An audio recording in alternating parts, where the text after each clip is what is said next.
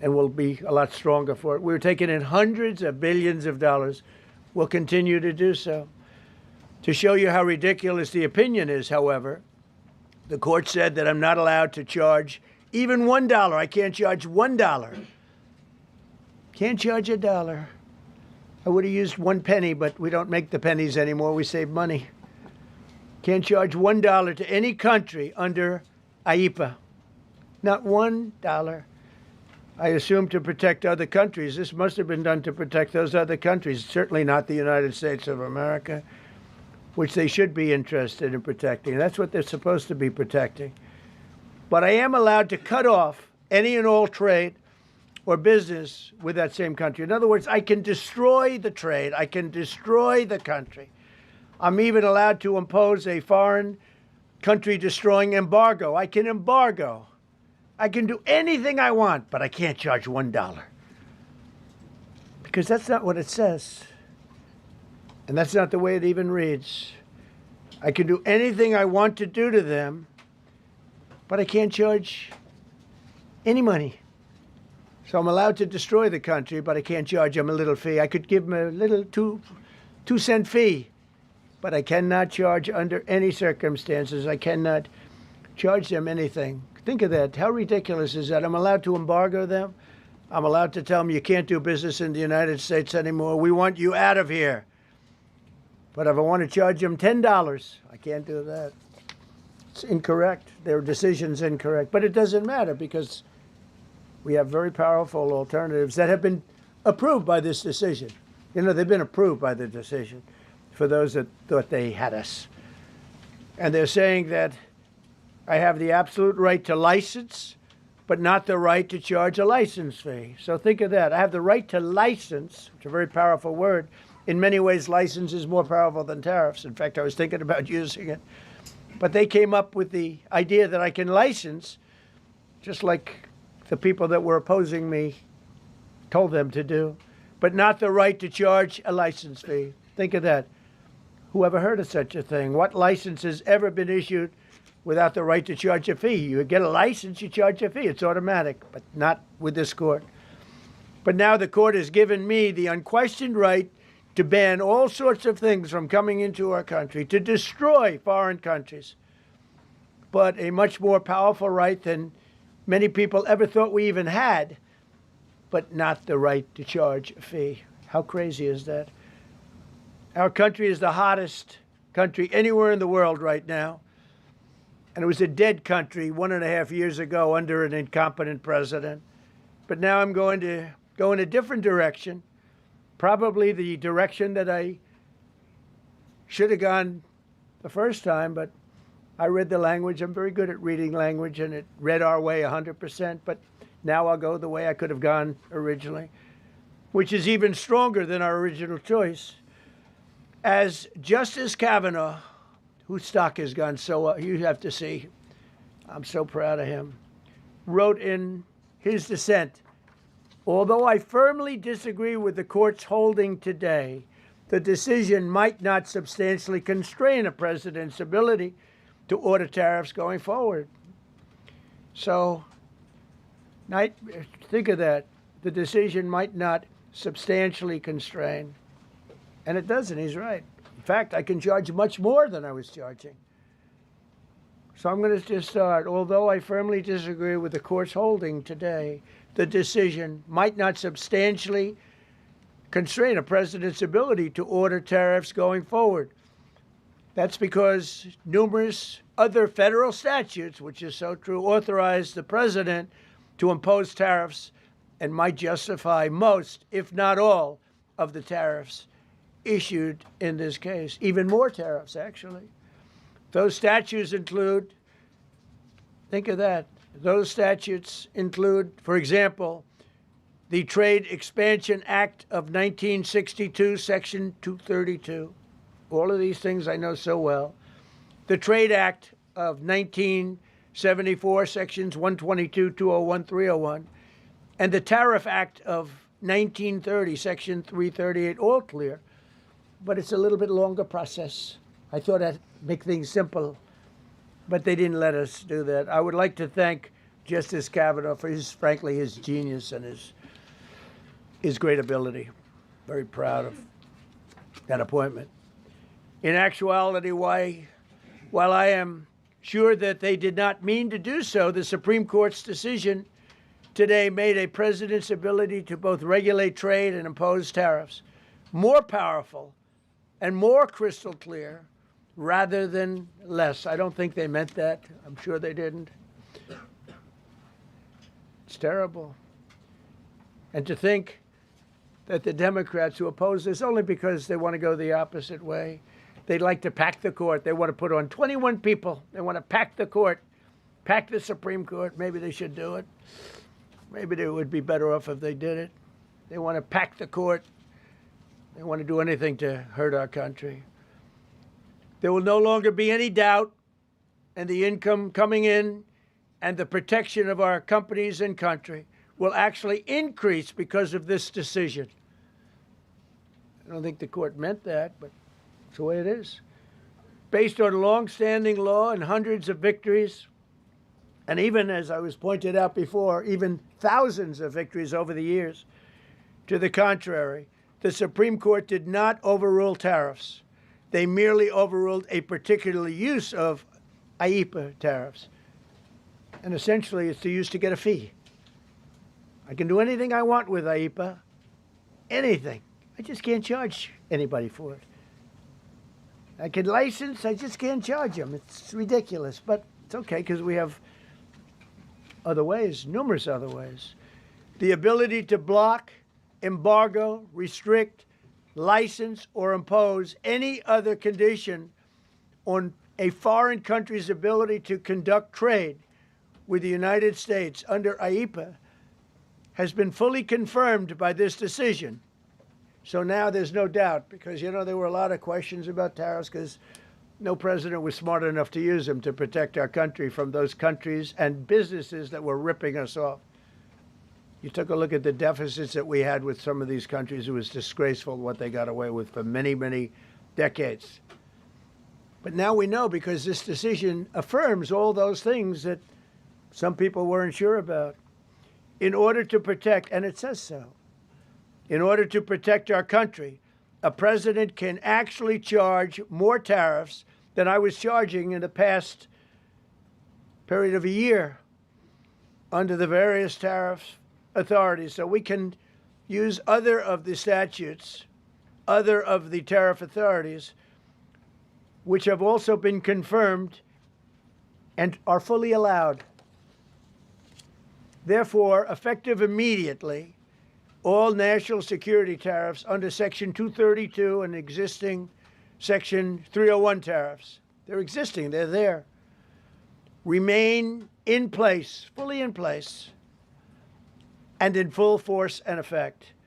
Today, I will sign an order to impose a 10% global tariff under Section 122 over and above our normal tariffs already being charged. And we're also initiating several Section 301 and other investigations to protect our country from unfair trading practices of other countries and companies. Thank you for your attention to this matter, and I say quite simply, which I've said for a long time, make America great again. And interestingly, we've already made it great, so I don't have to use that, but I don't think we'll ever give up on MAGA. MAGA is always going to be with us. If you have a few questions, you can let us know. But just to end, so we're going forward, we will be able to take in more money, and there'll no longer be doubt, because there was always doubt. I know the people that brought the lawsuit, and, you know, they're sleazebags, major sleazebags, but I know them, and they're foreign country centric. They were sending things into our country, and the people representing them knew full well, but they were sending things into our country, and they were beneficial to other countries, but very, very bad for us. And I stopped it, and we'll just keep it going. So we have we have a totally firm decision now, and I don't think the court meant it, because the court doesn't show great spirit toward our country, in my opinion. A lot of bad decisions, but There are usually ways around it. This is something we could have done, as Justice Kavanaugh said, we could have done this originally, but we're doing it now. And the numbers could be far greater than the hundreds of billions we've already taken in. Yeah, please. Thank you, Mr. President. Mr. President, I'm very curious. You've spoken about in the red. Thank you so much, Mr. President. Justice Thomas and Alito, as you know, are the most conservative constitutional justices. Do you think that you'll get to appoint 2 more justices later this term with similar ideologies? And what type of vetting process will they go through to ensure they uphold? I don't know, but they're great Constitution? justices. That's all I can say. And I hope they're going to be around a long time. I hope they're going to stay healthy. They're great people. They're great. And Justice Alito, too, to add to the group. These are great men. Right. With a great love of our country and a great understanding of the law. Mr. President, are you going to ask Congress to take additional action on tariffs now? No, I don't need to. It's already been approved. I mean, I would ask Congress and probably get it. When people look at the real numbers and you look at hundreds of billions of dollars that have come into our country. Yesterday I was at a steel plant, as you know, and I went to great place, great plant, great, wonderful people. And they were telling me, I said to them, you were there, a lot of the press in this room. Of course, I don't think this plane's big enough to take the press in this room, but a lot of the press right here. We were in Georgia. And I said to the owner, I made a speech at a factory. They make steel products. And I said, how are you? Nice to meet you. How's business? President, I'd love to kiss you. This is a very powerful man. I don't want to be kissed by that man, but a very powerful, strong man. He's been in the steel business for many years. His father started it. And he said, sir, I want to kiss you. I said, why? He said, because we were down to working 1 hour a week, and then you came in and imposed tariffs, and all of that foreign junk that they were dropping into our country stopped. And we're now going to double shifts, 7 days a week, and we may be very soon going to 24 hours around the clock, almost 7 days a week. He said, sir, I want to kiss you so badly. And I said, no, thank you. But you know what? He just to finalize it, he said, oh, this is a great place in Georgia. He said, all up and down the highway, same exact answer, sir. We're all going out of business. We're going to go bankrupt. We're all going out of business. And now every one of us are thriving, and we're hiring people like we haven't. He said, like I've never, and he's been in business for, I think, 45 years, like we've never hired before. That's because of tariffs. And we're going to keep it going the same way. And you're going to start to see the results in a year from now when all those factories start that are under construction right now. You see all the construction numbers are so good. Those construction workers are building factories that are going to be open, including not only AI, which is big, but car plants coming in from Canada, who ripped us off for 30% of our market. Mexico ripped us off for a big portion. Over the years, they've taken our market. They've taken our cars. They manufacture them in Japan, Germany, and all over the place because nobody's standing in this position. The position I have as President of the United States had the insight, the courage, well, I don't know what it is, to charge tariffs. You can make your product outside. You can put our people out of business. You can put everybody on the unemployment rolls.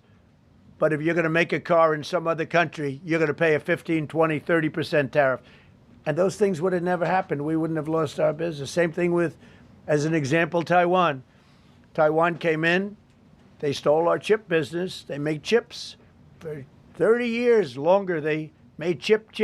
And they put our companies. Intel would be now the largest company. I saved Intel. I literally saved it at the beginning of this administration.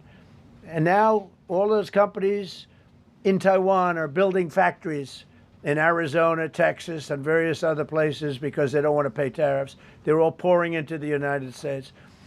But just like that great patriot said yesterday, sir, what you've done, nobody thought was possible. And Steve Moore, a highly respected economist, came into my office yesterday. He said, you've done something nobody's ever done.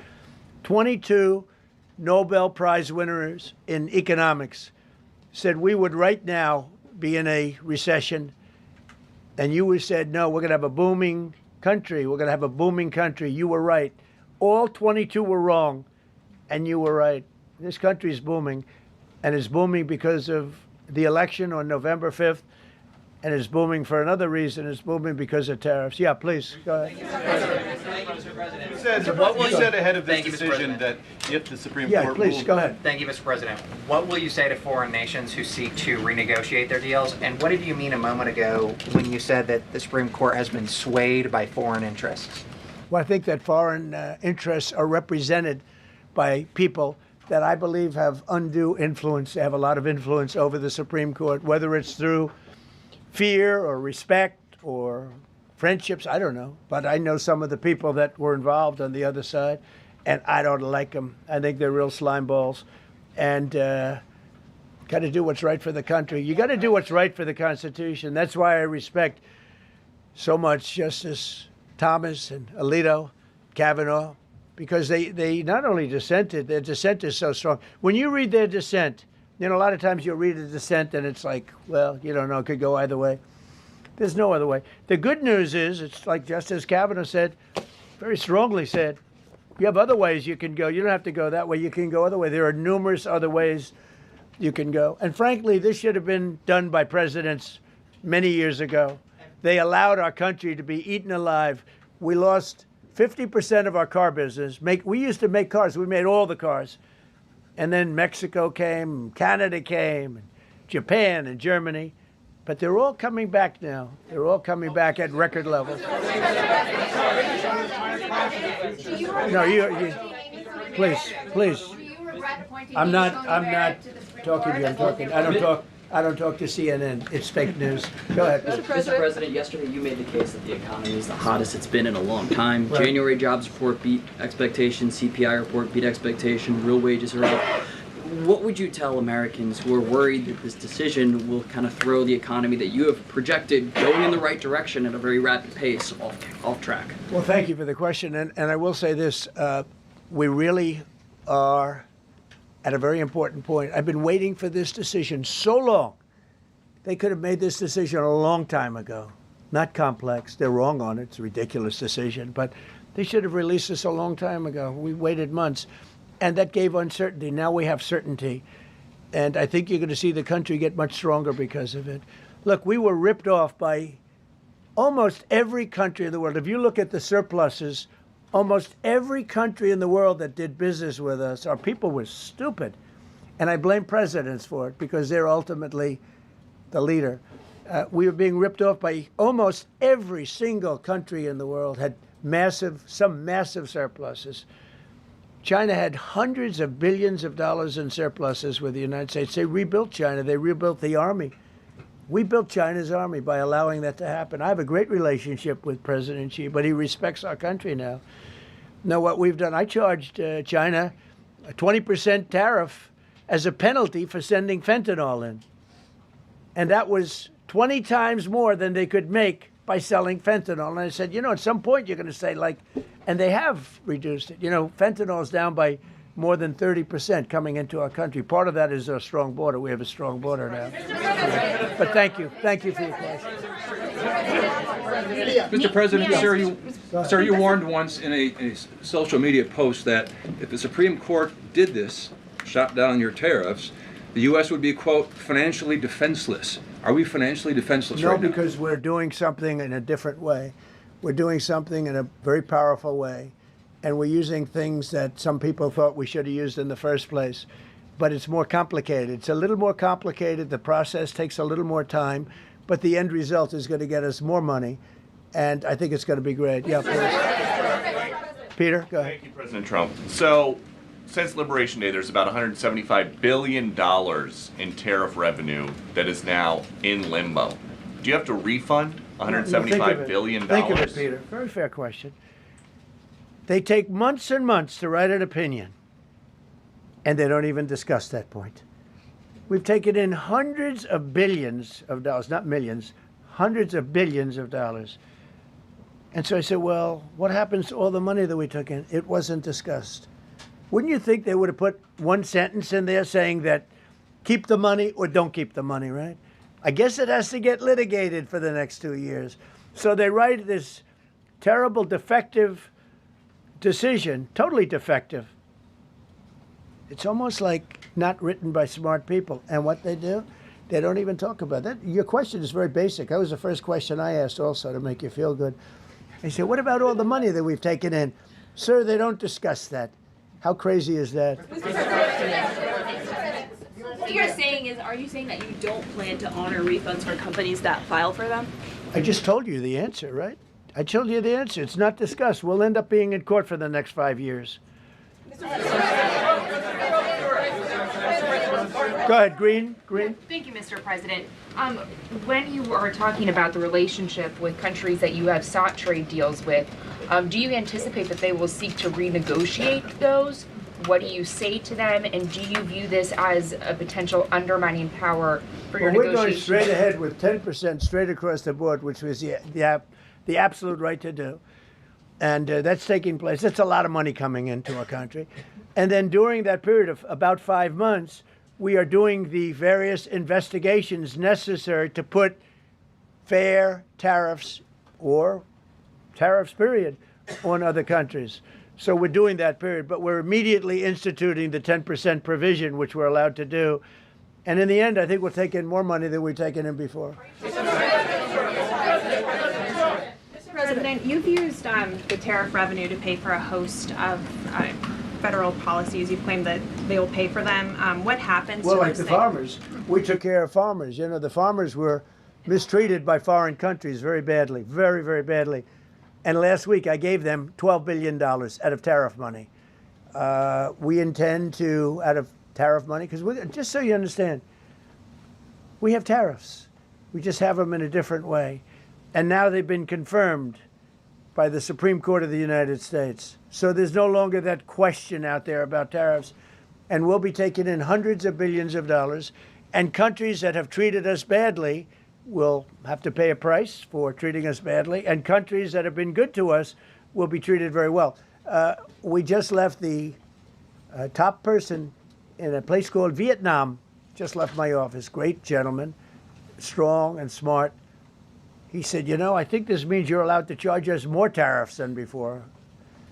And Canada said to Jameson, I might want to say it, Jameson, but Canada said, I hope you win this decision, because if you don't win, you'll actually be allowed to charge us, with a little additional work, higher tariffs.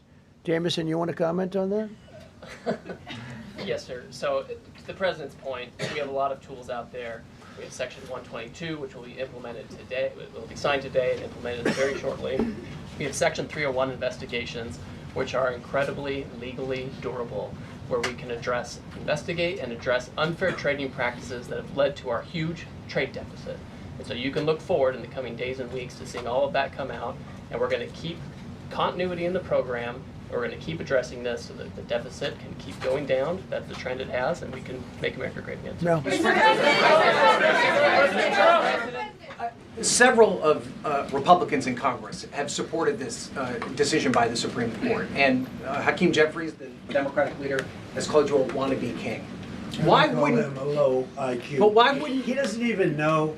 And I watched him the other day interview. The guy doesn't even know what a tariff is. But there's been bipartisan criticism. No, not bipartisan. Of the tariffs. Excuse me. There's several A few Republicans people. have said that. Yeah, But a why few people. wouldn't you just work with Congress to come up with a plan? I don't have to. To push tariffs. I have the through? right to do tariffs, and I've always had the right to do tariffs. And it's all been approved by Congress, so there's no reason to do it.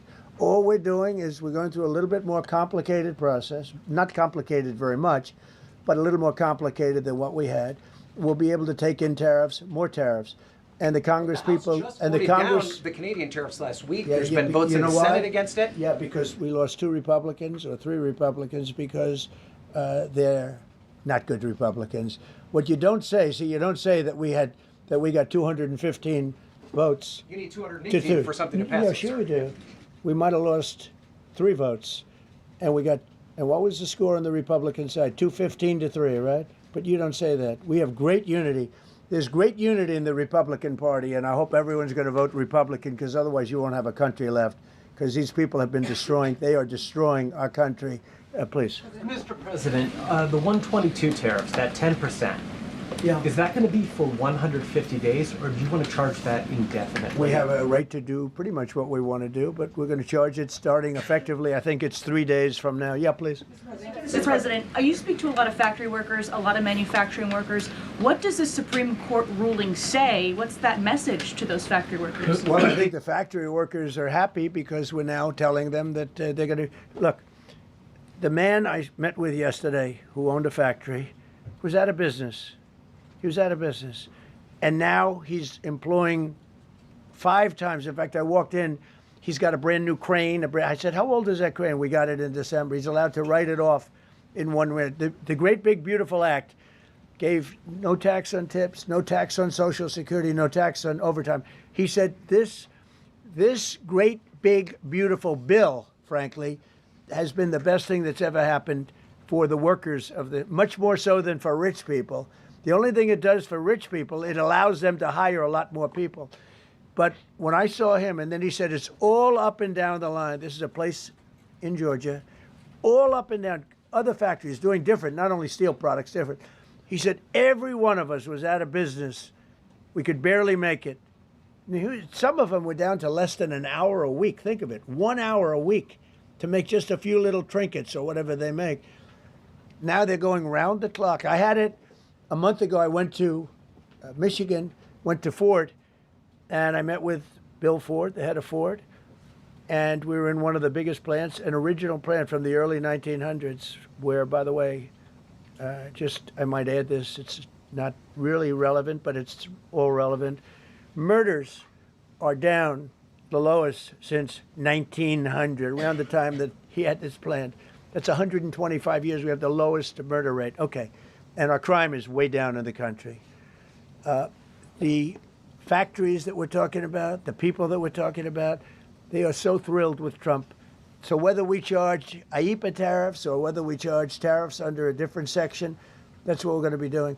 There's no way we can lever. This is what happened to our country. This is why we owe $38 trillion, which we'll get rid of in pretty good course. We have a very incompetent Fed chairman who likes high interest rates. For political reasons, he likes them.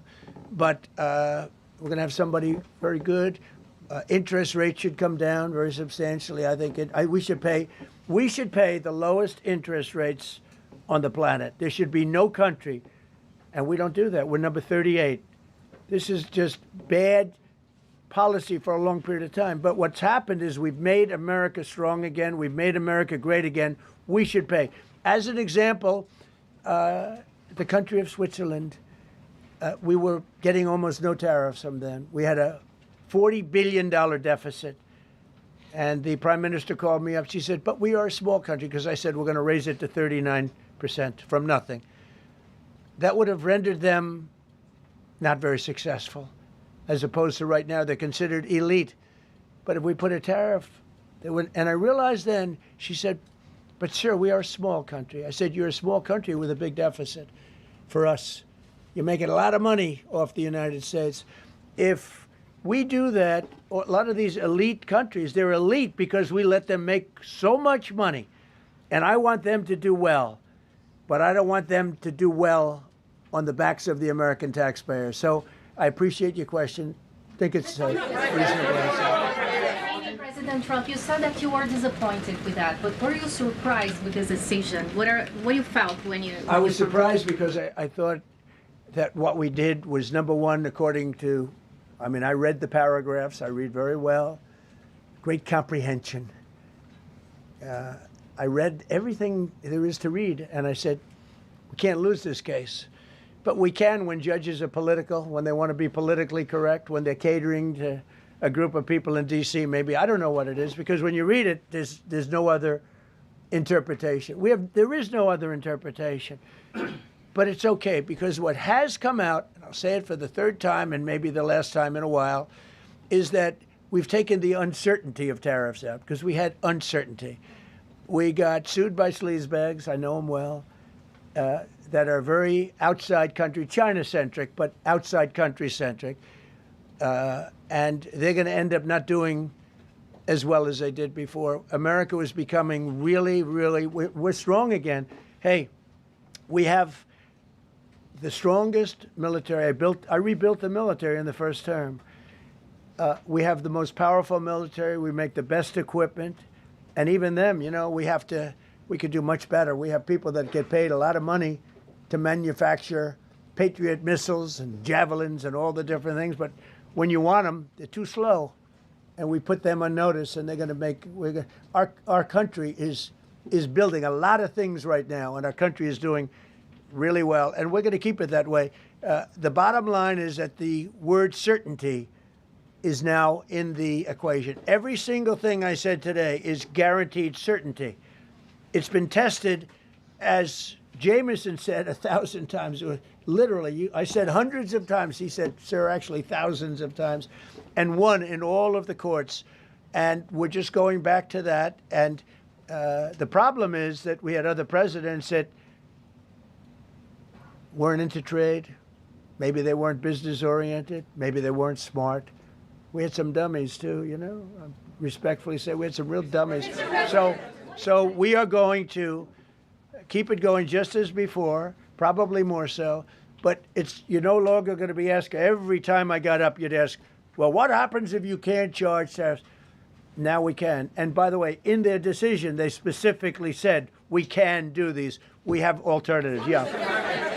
David, on the trade deals that were negotiated using IEEPA tariffs, do those stand now, or are they have to be redone? Well, some of them stand. Many of them stand. Some of them won't, and they'll be replaced with the other tariffs. Mr. President, on the Supreme Court justices who ruled against this the policy, striking it down, are they still invited to your State of the Union next week? And will you speak with them? They are invited, barely.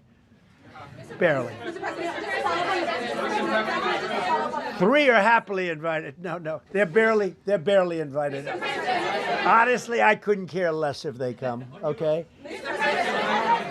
Thank you, Mr. President. Go ahead. Thank you, Mr. President. On the trade deal, which is the framework, which is to be signed with India sometime soon, will that stand now? And on the decision, changes. Nothing changes. No, nothing changes. They'll be paying tariffs, and we will not be paying tariffs. Our deal with India is they pay tariffs. This is a reversal from what it used to be, as you know. India, and I think Prime Minister Modi is a great gentleman, a great man, actually, but he was much smarter than the people that he was against in terms of the United States. He was ripping us off in India. So we made a deal with India, and it's a fair deal now, and we are not paying tariffs to them, and they are paying tariffs. We did a little flip. Are up as of now for this. Mr. President. No, the India deal is on here. Mr. President. Thank you so much, Mr. President. All the deals are on it. We're just going to do it a different way. Mr. President. Thank you so much, Mr. President. I think there is another war that you stopped and you should take the credit, which is in Syria. Secretary Rubio, after his meeting in Munich with the Syrian Foreign Minister and the Kurdish General Muslim Abdi, he said that President Trump was directly involved in efforts to stop the fighting between the Kurds and the Syrians. How will your administration make sure that this peace is sustained? And do you support the idea Well, it's a very different topic, and so I don't want to spend a lot of time. But all I can say is that the president of Syria, who I essentially put there, is doing a phenomenal job. He's a rough guy. He's not a choir boy. A choir boy couldn't do it. But Syria is coming together, really coming together well. And thus far, he's been very good to the Kurds. Yeah. Sir, thank you. Mr. President, what's your message to the Iranian people after 2 rounds of talks with them? Do you have any message to the Iranian people? The Iranian people in Iran or people here? People in Iran. They better negotiate a fair deal. They better negotiate. You know, the people of Iran are a lot different than the leaders of Iran. And it's very, very sad situation. But 32,000 people were killed over a relatively short period of time. They were going to hang 800, 2 weeks ago, hang, some by crane. They lift them up with a tall crane, and they play them around the square. They were going to hang 837 people. And I gave them the word, if you hang one person, even one person, that you're going to be hit right then and there. I wasn't waiting 2 weeks and negotiating. And they gave up the hanging. They didn't hang 837. Supposedly, they didn't hang anybody. But no, I feel very badly for the people of Iran. They've lived in hell. Please. Thank you, Mr. President. You mentioned multiple times foreign influence over the Supreme Court. Do you have evidence of that? And if not, will you investigate that? You're going to find out.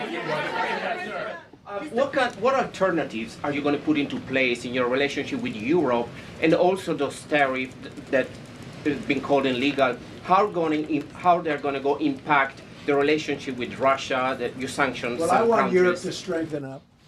Europe has gone woke. Europe is not recognizable when you go into so many places. Not all countries. You look at Hungary. You look at Poland, Czech, Slovakia. There are some countries that have gone very much the opposite. Some really, and some others. But Europe has to be strong, and they become soft and not recognizable. You go into some of the countries, I don't want to be specific, but I think everyone knows what I'm talking about, and they're not recognizable. They become, the environmentalists have taken over. They've got windmills destroying their fields and their beautiful meadows and their oceans, and they're paying a fortune.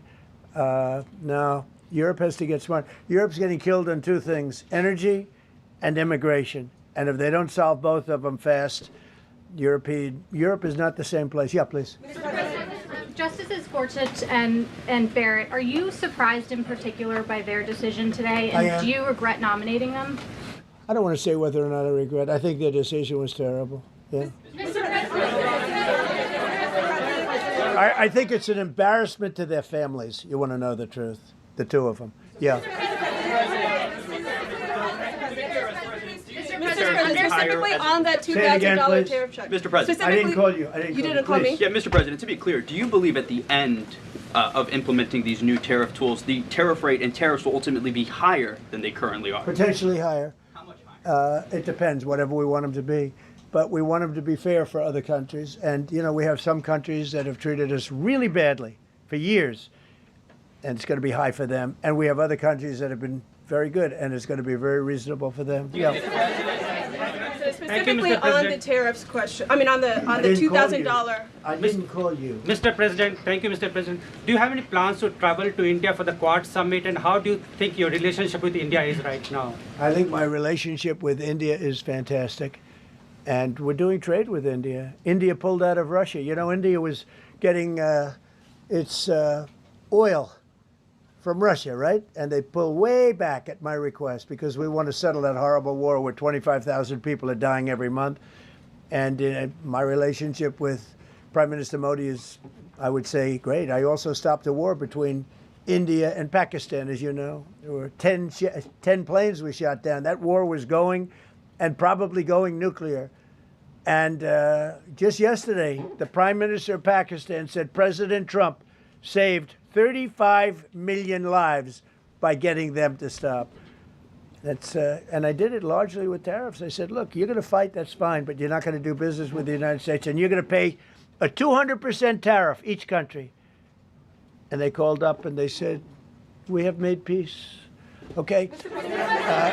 I just want to thank you all. Look, great certainty has been brought back to the economy of the United States, and actually the economy of the world, because we generate so much in the world. We're the biggest in the world, and we're now the strongest by far. We were a country that was dead 1.5 years ago. Now we have the hottest country in the world. We're going to keep it that way. Thank you very much, everybody.